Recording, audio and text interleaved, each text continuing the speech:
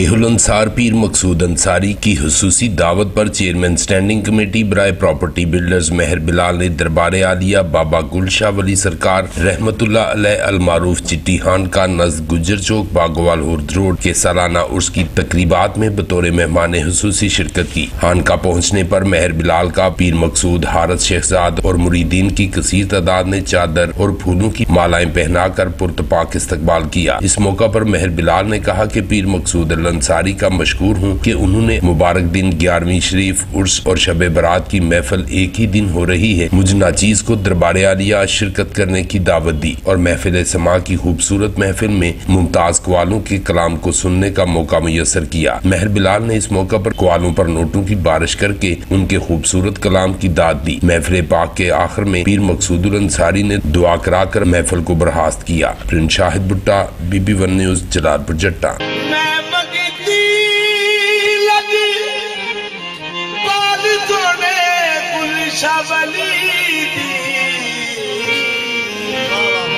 के मेरे गली विच इश्क दी मार मैं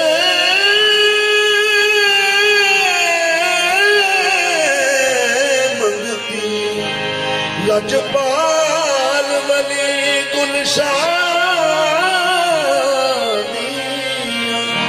मेरे गली विच इश्क दी मार।